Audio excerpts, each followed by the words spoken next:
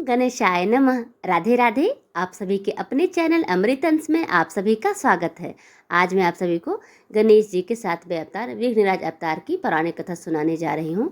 कृपया इस कथा को अंत तक जरूर सुनिए और साथ ही चैनल को सब्सक्राइब, लाइक, कमेंट, शेयर भी जरूर कर दीजिए। शास्त्रों के अनुसार गणेश जी के अनेकों अवतार हैं, जिसका वर्णन सैकड़ों वर्षों में कर पाना भी संभव नहीं है। इन अवतारों में से प्रमुख 8 अवतार ब्रह्मधारक माने गए हैं। इनमें से एक प्रमुख अवतार है भगवान विघ्नराज, जिन्हें विष्णु ब्रह्म स्वरूप माना जाता है। मृदक पुराण में आए वर्णन के अनुसार उनके वाहन शेषनाग जी बताए गए हैं। इन्होंने ममतासुर नामक दैत्य का संहार किया था। भगवान शिव से विवाह के पश्चात माता पार्वती अपनी सखियों से हास्य विनोद कर रही थी। उनके हास्य से एक अत्यंत मनोरम पर्वत तुल्य महान पुरुष उत्पन्न हुआ।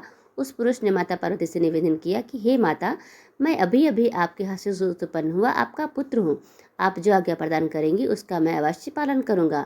माता पार्वती ने कहा, मैं अपने प्राणनाथ से मान की बैठी थी। उस मान की स्थिति में तुमने जन्म लिया है, अतएव मान परायण तुम्हारा नाम मम यानी ममता होगा।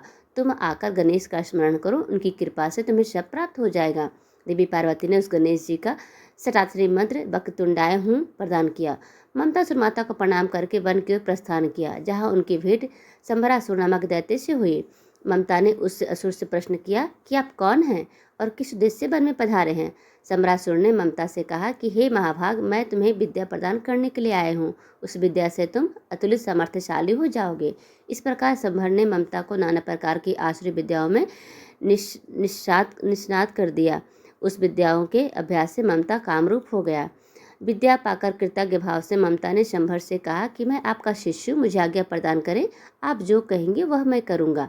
शंभर ने ममता को समझाया कि तुम भगवान विघ्नराज की कठोर तपस्या करो और उन्हें प्रसन्न करके उनसे ब्रह्मांड का राज और अमरता का वरदान मांग लो। वर पाकर तुम मुझसे अवश्य मिलना। शंभर की आज्ञा पाकर ममतासुर अपने घर चला गया।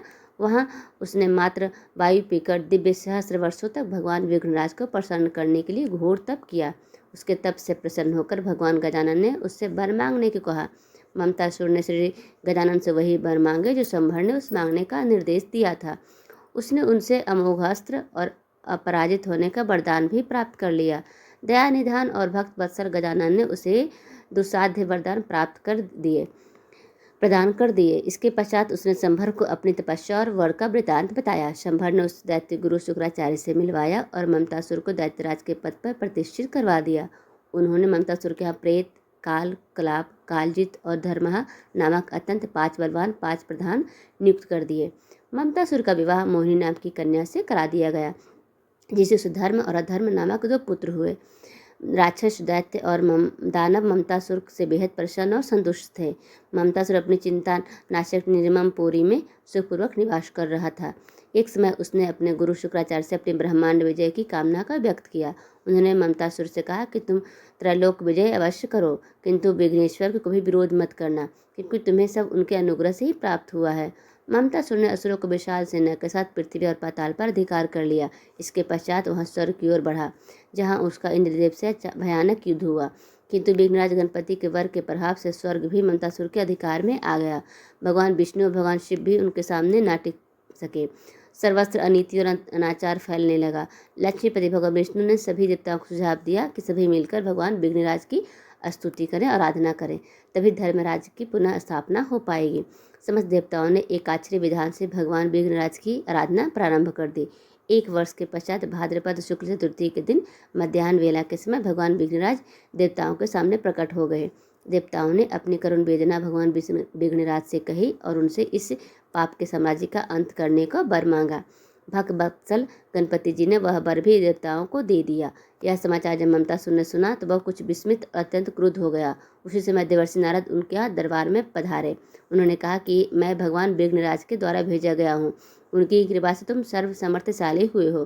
तुम्हारे अपकर्मों के कारण देवता बंदी गृह में कष्ट पा रहे हैं और धर्म का लोप हो चुका है। भगवान विघ्नराज धर्म के समर्थक अनाचारियों के शत्रु हैं, इसलिए तुम यह धर्म बंद करो और भगवान विघ्नराज की शरण में चले जाओ, अन्यथा तुम्हारा सर्वनाश सुनिश्चित ही है।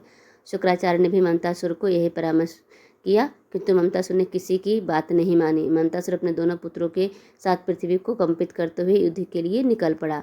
मम की दुष्ट साहस से कुपित होकर भगवान भृंगराज ने अपना कमल असुर सेना के बीच छोड़ दिया। उस पद्मगंध से मंतासुर समेत पूरी सेना अशक्त और मूर्छित हो गई। मूर्छा टूटने के उपरांत वह विघ्नराज के चरणों में गिर पड़ा और उसने भक्ति पूर्वक उनकी पूजा की। इसे भगवान विघ्नराज प्रसन्न हुए और बोले कि हे ममतासुर, तुम अपने स्थान में मेरी आराधना करते हुए निर्भयतापूर्वक रहो। जो लोग धर्म विधि से रहित कार्य करें तो उसको श्रेष्ठ फलों का तुम भोगो। जहाँ मेरा पूजन पहले वह किया गया हो, उनको अपनी ममता से मोहित करके उनके हृदय में विराजमान होकर राज्य करो। जो मेरे भक्त हो उनको प्रति स्नेह भाव रखते हुए दास भाव से उनकी रक्षा करो। जिनका हृदय मेरी भक्ति से युक्त ना हो, उनकी ममता में हृदय ममता उत्पन्न भर दो। भगवान भृंगराज की आज्ञा पाकर ममतासुर ने सभी देवताओं को मुक्त कर दिया और चुपचाप अपने नगर की ओर चला गया।